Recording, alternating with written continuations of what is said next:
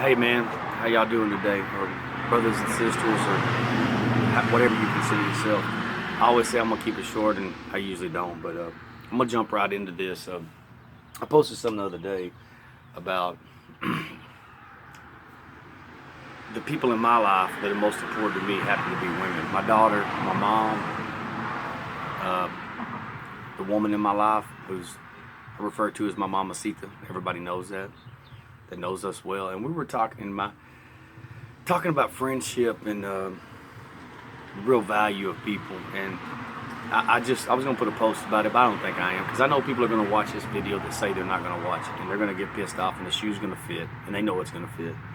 And I hope it doesn't fit. Now, probably after this, I probably will get some more deletes and some more blocks and all that. And it's usually by people I've known the longest. Not a surprise. It's actually sometimes I take it as a compliment when I'm not even saying names or using race or tagging anybody or doing any of that, because I never will do anything like that. Anybody knows me knows I will not do that. And you feel like it fits. You tell on yourself. People are predictable.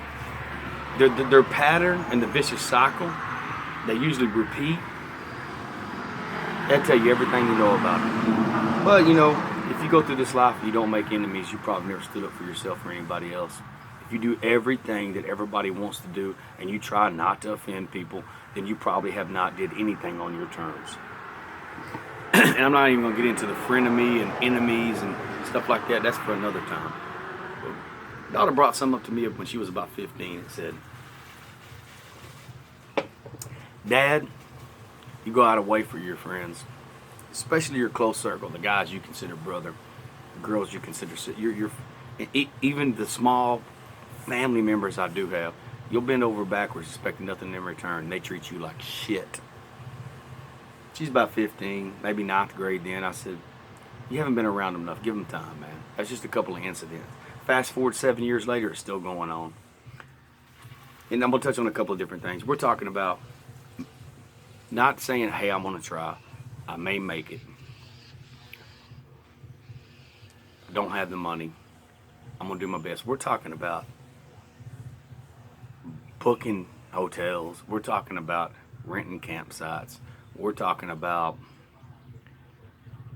I know myself, I never mind using vacation, not getting paid, driving out of my way for people I care about. Even if it's for something small. Sometimes,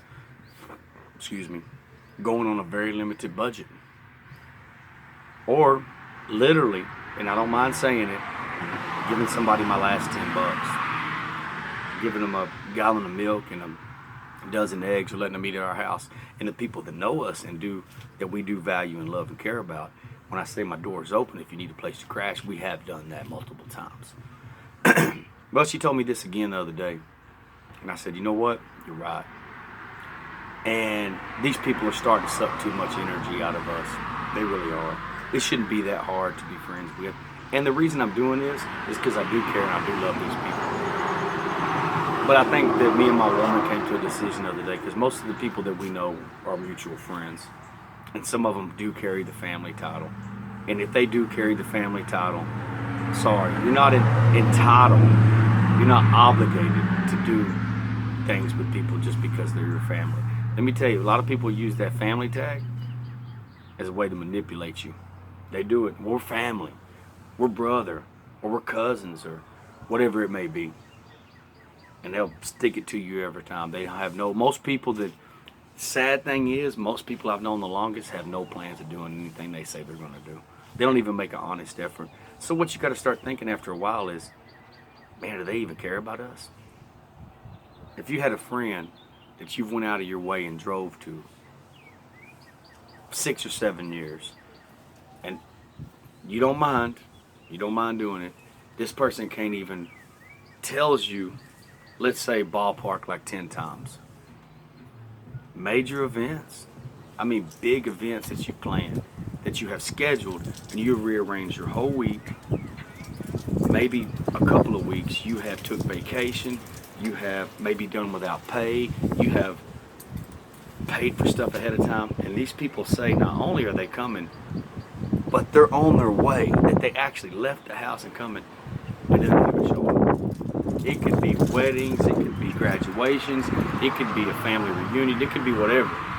And they have not kept one plan. A lot of these people in relationships, man, that they've been stuck in the same mentality forever. I'm not against young people getting married, but people our age, what's sad is when you're our age and you're stuck in a high school mentality. This is the truth.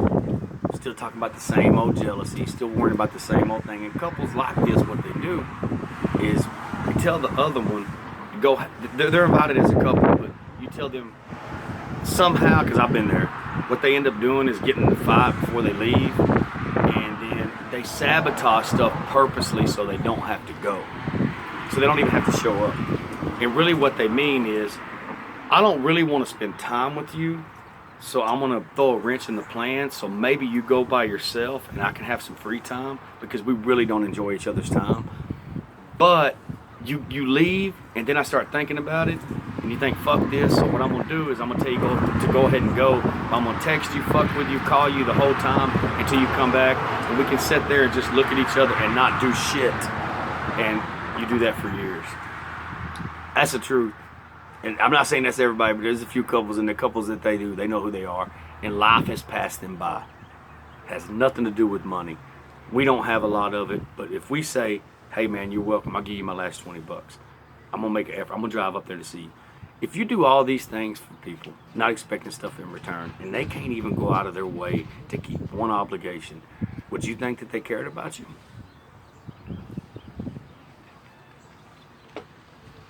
You give people the benefit of the doubt the first couple of times. Stuff comes up, life happens. When you start talking about years of this, so me and my woman decided we just need these people out of our life. Not because we don't love them, because we do, and it bothers us. We got multiple people on the women category, and this can apply to men too, but some women we know. Again, I'll never say a name, because I'll never do that to anybody. Because we care about people, it sucks the energy out of us. Some of you women that's friends of ours, you choose the relationship you're in. You choose to wake up the next day and let that person back in your life. It's all choices. It's easier to be the victim than go do something about it. We're wired not to want to do anything uncomfortable. It's so hard getting past these steps, getting out of that relationship, making a change, doing all that. But the shit that you're doing, is that not uncomfortable? Is that not hard? Are you not tired of it? So next time, some of our women friends, you come over or you call us, we won't hear from you for months. And it's not one, it's multiple ones. We try to be there for you.